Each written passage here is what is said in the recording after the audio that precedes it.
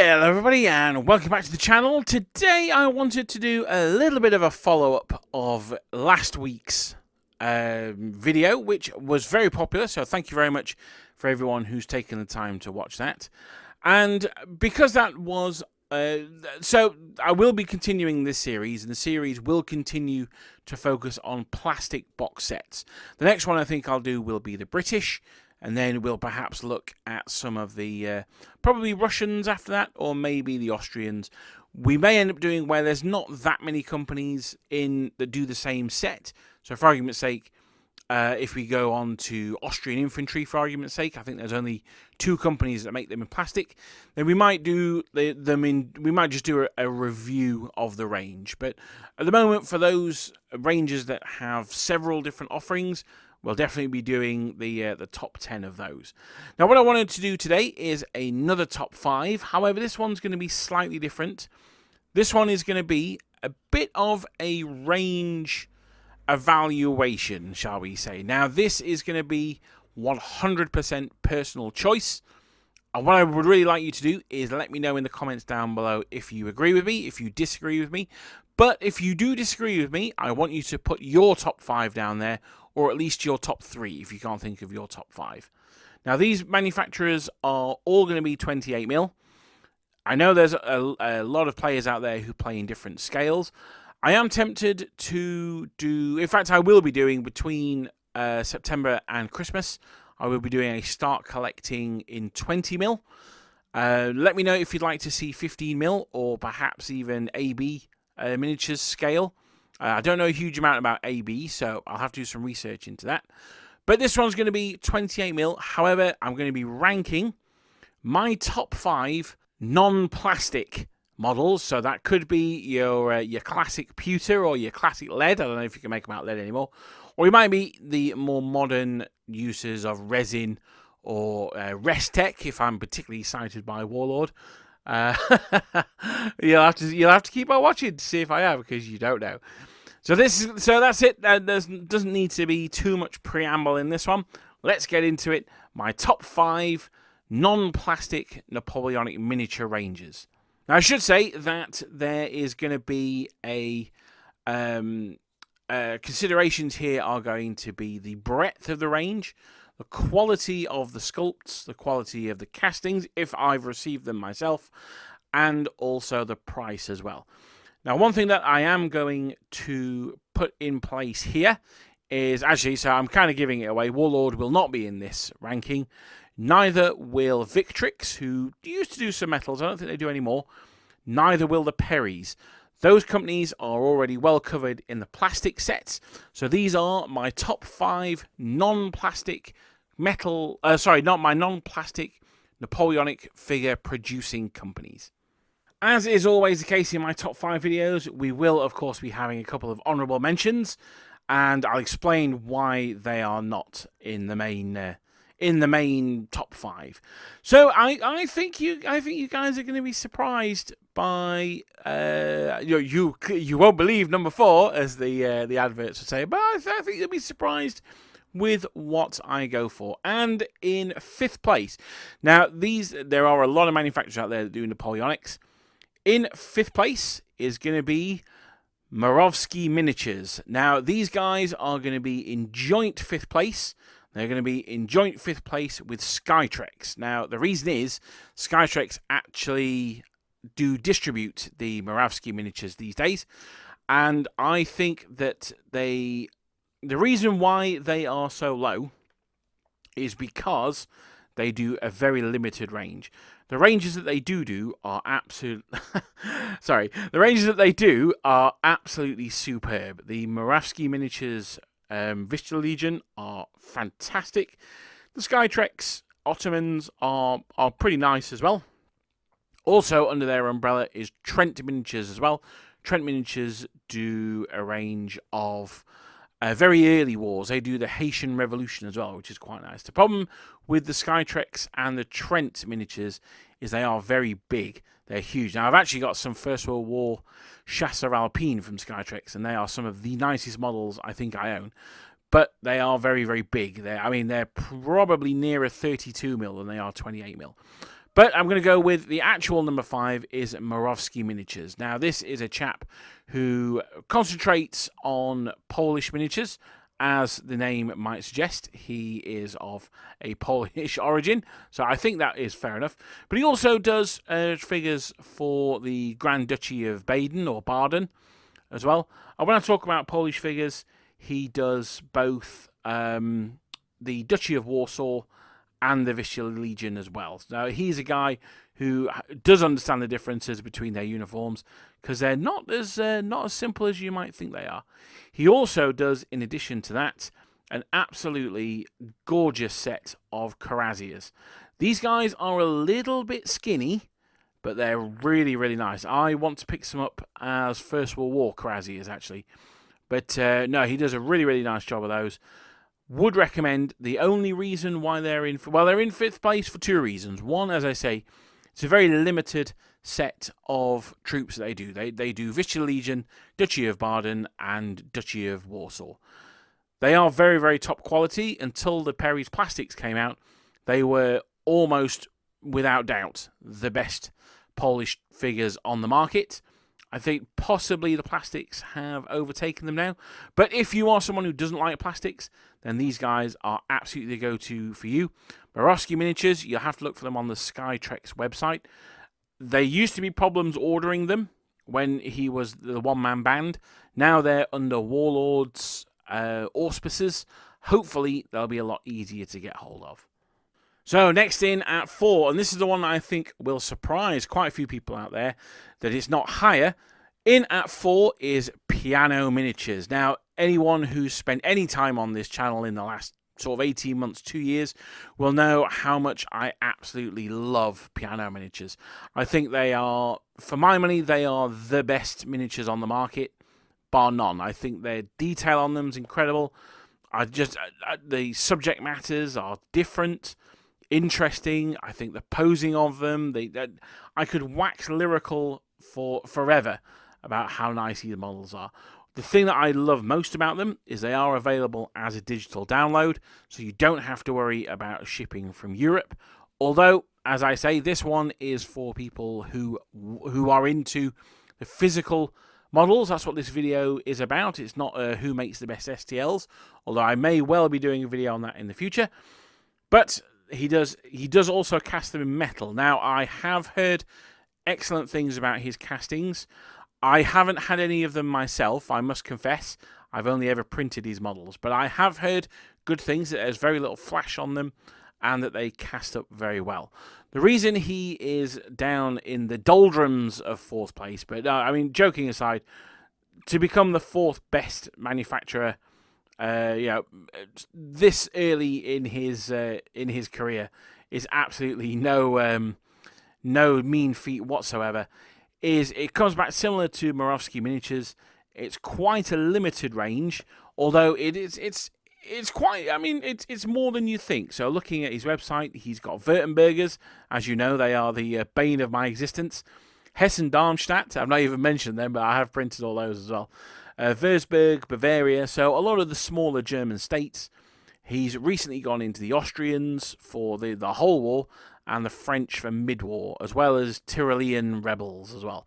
So there's a decent range there, but if you're interested in your Brits, or you're interested in your Russians, or Prussians, I'm afraid this is not the place to come. If you're interested in Waterloo, also not the place to come. Piano at the moment is very much fixed on his mid-war. I love that about him, but obviously he's going to lose points because he's not quite got the breadth of availability that you might have with some of the manufacturers that might come a little bit higher up. The other thing with his miniatures is they are quite expensive. Now, this is not necessarily a criticism, because, as I say, they are absolutely superb, but they are on the pricier side. So you're looking at around about, after you've converted the euros to pounds, you're looking about £10 for a pack of 6 figures, which is expensive, but it's not extortionate, I don't think. Mounted figures, I think you're looking about £12 or £13 for 3. That, to me, is getting a little bit on the expensive side. You're still not quite up to an honourable mention for 4th place, but it's creeping up a little bit. The honourable mention that I've just mentioned are a company who do a very, very, very limited Napoleonic selection for the Napoleonic Wars, and that is Eureka Miniatures, an Australian company, although they do have a UK distributor, unimaginatively called Eureka UK, but it does what it says on the tin, so it shouldn't complain really.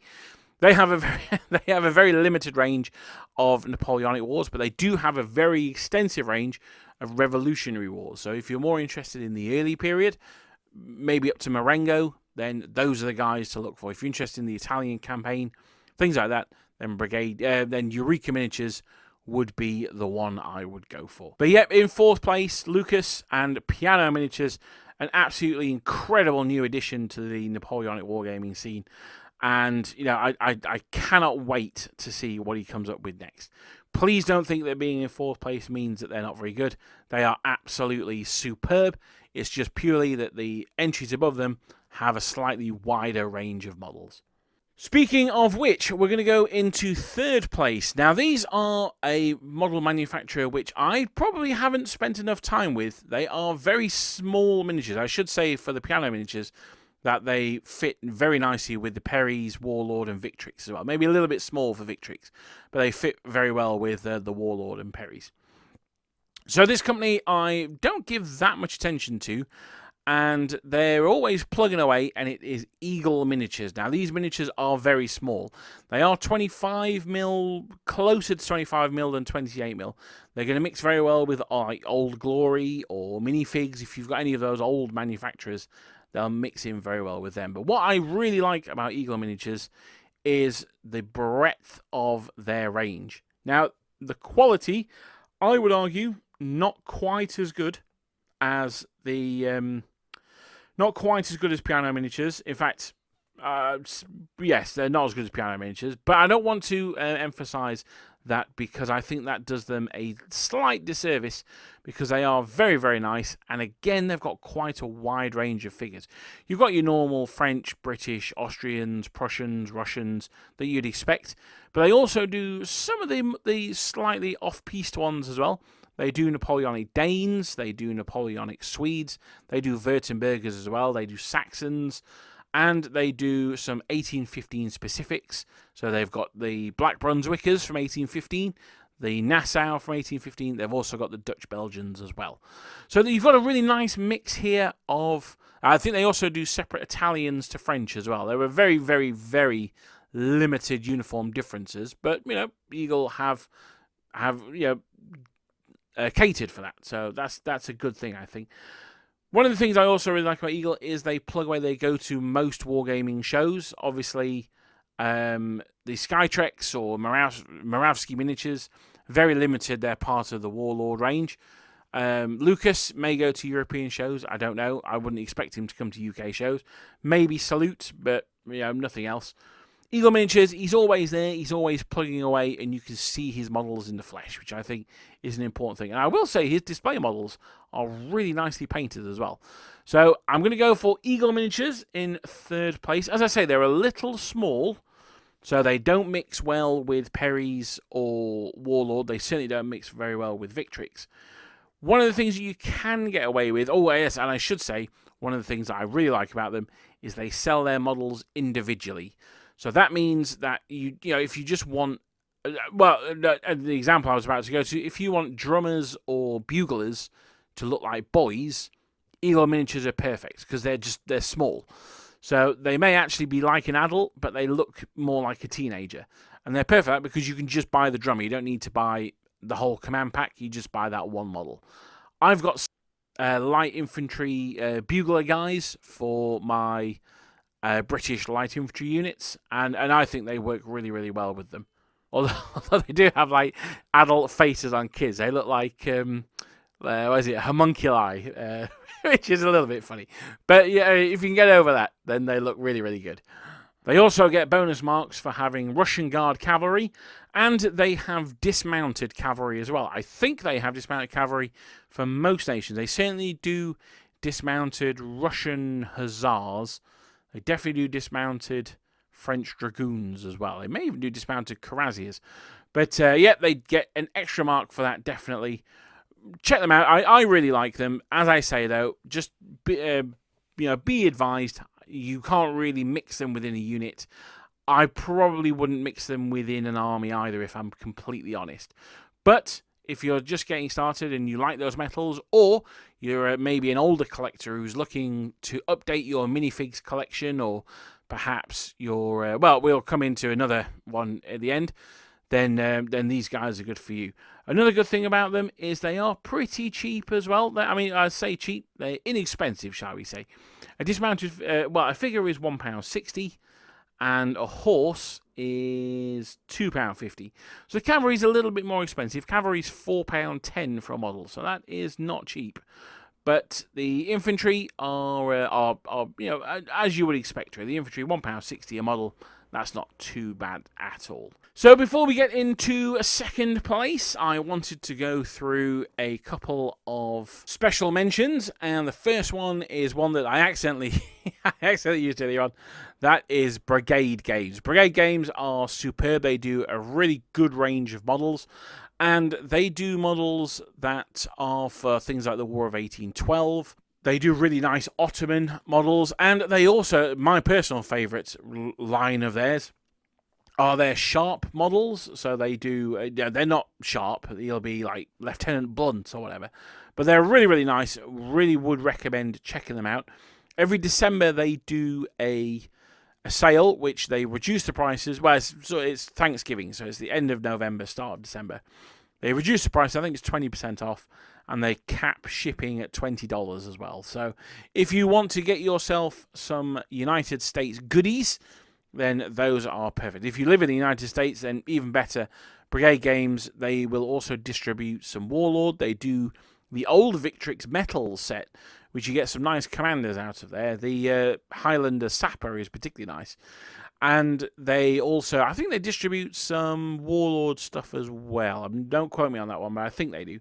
But Brigade Games, absolutely an honourable mention before we get into the top two. They could easily have been in second place. If I was making this in America, then they would probably be second place, maybe even first place. But as it is, because of the difficulty of getting hold of them on this side of the pond and the price that entails, unfortunately, they are relegated to a special mention. The other special mention being, as we've already mentioned, Eureka Miniatures. Excellent for doing early war, Revolutionary War stuff.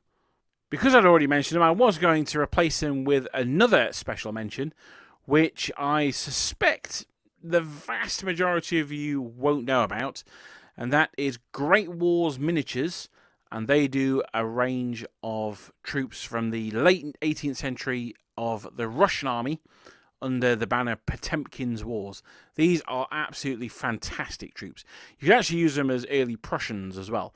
But they have really nice models. But the North Star website, who carry them, seem to not have them in stock. I don't know if they've stopped selling them or what. So that's you'll have to take my word for it. They were really, really cool models, but no longer available, unfortunately. But if you can find them, Great War Miniatures, Potemkin's Wars, definitely an honourable mention. If not, super, super niche. So we're going to go into the top two. Now, I'll be honest with you. These were... I toyed with which order to put these in. It's fine. It comes down to one thing in the end, and it's something that one of these manufacturers has recently-ish started doing. I say recently-ish because they've started doing it in the last sort of 4 or 5 years. They are both absolute giants of the wargaming sphere, particularly of the Napoleonic Wars. These guys, these two were the absolute premier figure manufacturers when I was getting into historical wargaming, sort of the mid-90s. Again, I was looking at some wargame magazines the other day, and it had one of their ranges in. Absolutely phenomenal. But in second place, I shall bury the lead no longer. In second place, for the best non-plastic Napoleonic figure manufacturer, is Wargames Foundry. Now, Wargames Foundry are an interesting one. I've been a little bit cheeky because I've said that I wasn't going to allow Perry miniatures. However, the vast majority of their Napoleonic range was in fact sculpted by the Perrys. Now, one thing I will say, these models are absolutely stunning. Really, really nice, but they're quite small. They are true scale 25mm, Again, they're not going to mix very well with Warlord or the current Perry's miniatures. I have actually got one of the officers in a French battalion, and he does look like a boy, and that was kind of the point. The idea is that he's like a teenage officer. But by and large, I would say their figures are absolutely stunning, but there are two reasons why they're in second place. The first one is they are expensive. They are very expensive. For 12 models, for 8 models, they are £12, which I guess thinking about it, it's probably not that bad. That is for like a normal pack, but that will also be the same for a command pack as well. So in a command pack, you will get 8 models as well. You know, you'll have a 2 standard bearers, some colour sergeants, and maybe an NCO, as well as a drummer and the officer and all that kind of stuff. For mixed, you'll get 5 models, so you'll get 1, say, mounted officer, and then you'll get 4 infantrymen, so they can be like standard bearers, colour sergeants, or whatever. And for cavalry, you get 4. Well, cavalry are £4 each. So some of the packs you get 3 in, some you get 4 in. If it's that's obviously £12 or £16, dependent on how many models you get. And an artillery piece is £12. The artillery, you have to buy the guns separately from the crew. The crew are £12, and I think the gun's about £6, if I remember right. £8. So you're looking £20 for a cannon, but that is with enough crew to make 2. So it's a bit of a funny one. You're looking at 28 for a battery of guns, I suppose, is the best way of looking at it. That's still pretty expensive. So the Foundry, they are really, really nice models. I cannot recommend them highly enough. The article I was looking at, or the advert I was looking at, were for the Perry's Assyrian range. Again, absolutely stunning. These guys, as I say, they're a little bit short, but the range, the breadth of range that they do is absolutely phenomenal. They do Austrians, Bavarians, French, Prussians, Russians, early French, early Prussians, early Austrians. They do the French Revolution. They do the War of 1812.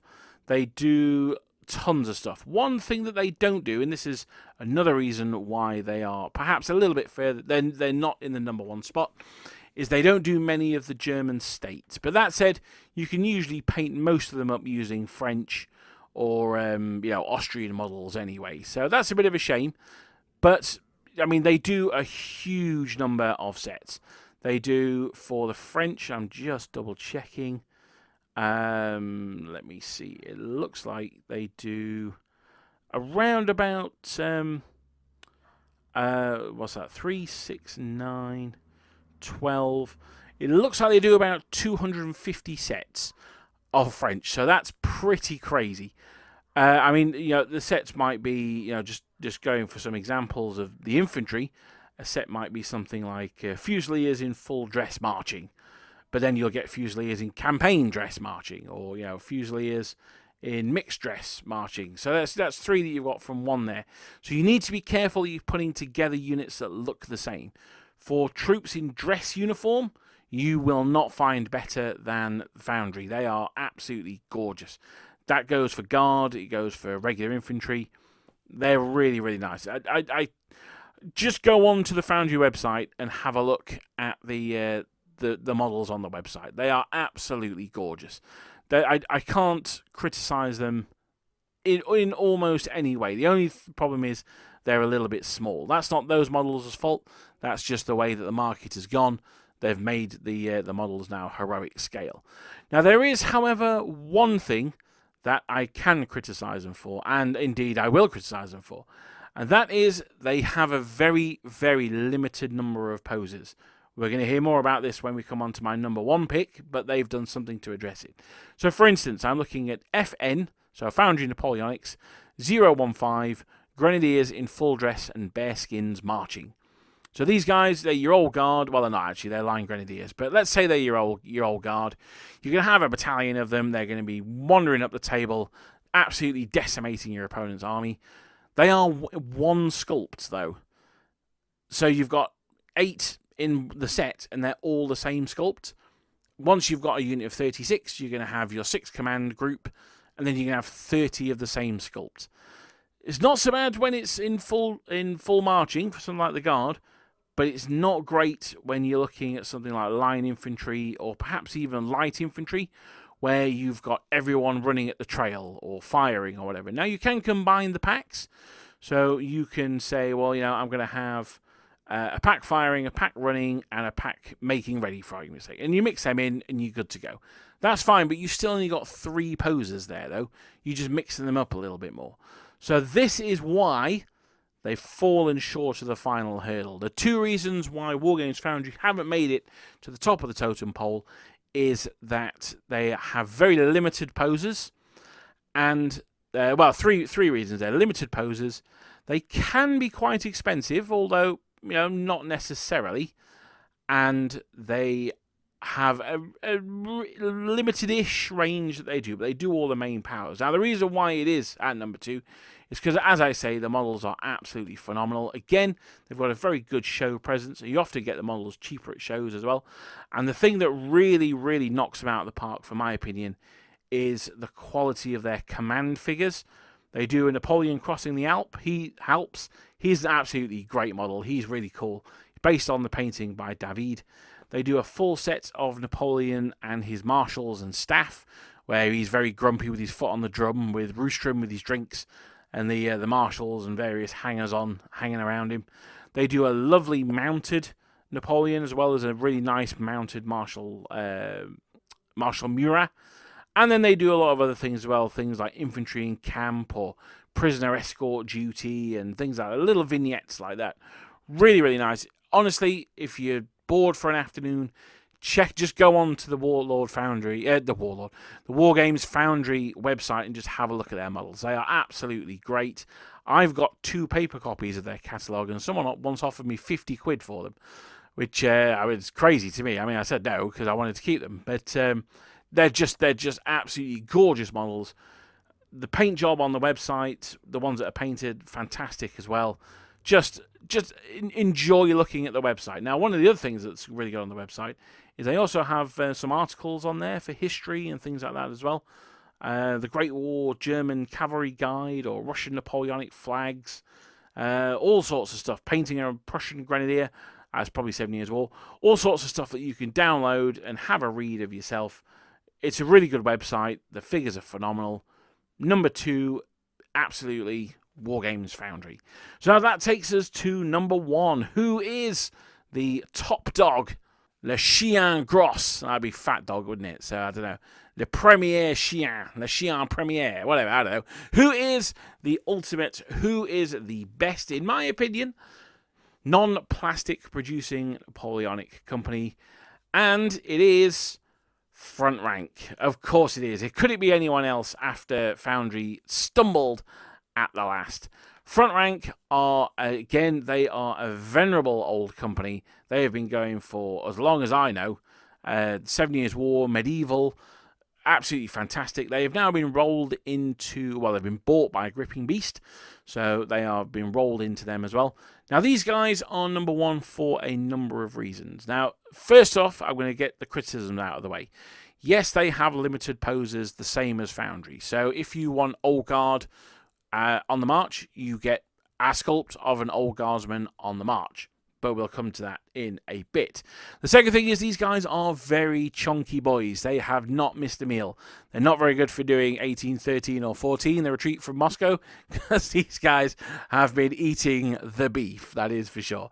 They're big models, but that makes them nice to paint. Now, I'll just quickly go back to a realization I had when painting the Foundry, is I'd been painting loads of plastics, and I went back to paint a regiment of Austrian hussars that I'd got from the Foundry. And going back, the details on their faces were absolutely phenomenal. It was the first time I'd enjoyed painting models for a long time. The models just painted themselves. They were absolutely gorgeous. If you don't believe me, buy a pack and see how they paint up. I guess it's the difference. I mean, I don't drive, but I guess it would be the difference between driving a Ford and a Mercedes. That's kind of how it felt. But anyway, going back to Front Rank, they also have something of that to them. Not quite to the extent of the Foundry, though. But they have a much wider range of figures. These guys have all of your general guys, your French, your British, etc., etc.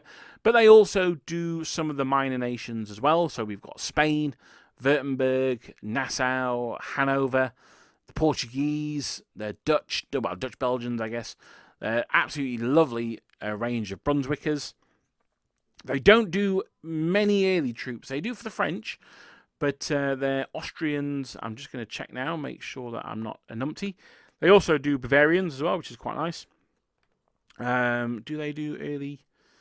No, they don't. Not particularly. So they do Austrians with the helmets, but they don't do like early Austrians, I don't think.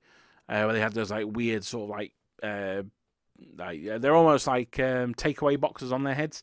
So, so yeah, no, they don't do them, but they do have a good range for mid to late war, and I don't think you can knock them for that. Now, they do also do a really nice range of character models.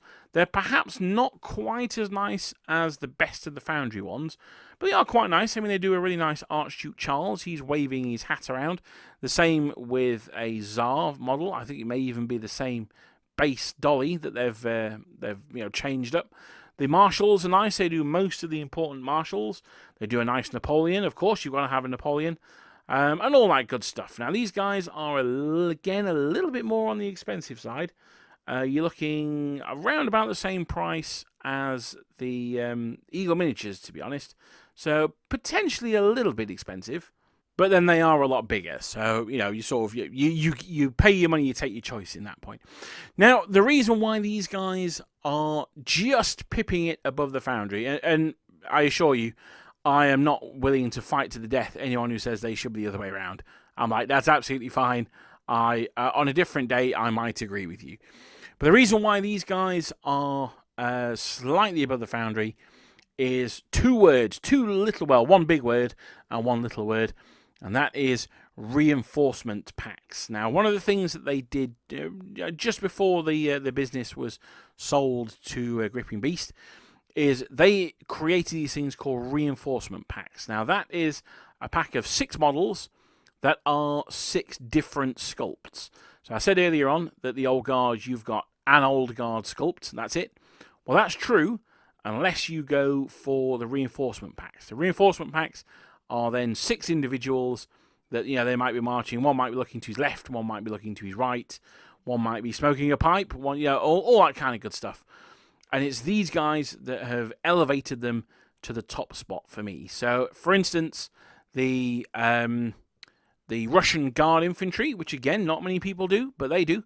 Their Russian Guard, they come in the reinforcement packs. So I've got a battalion of 24 figures. Now, of course, I still have to replicate the same pose, but I've only got 3 of the same pose because I've got 3 packs of 6 plus the command. So I've only got the same pose 3 times as opposed to the Foundry, where I would have the same pose like 18 times.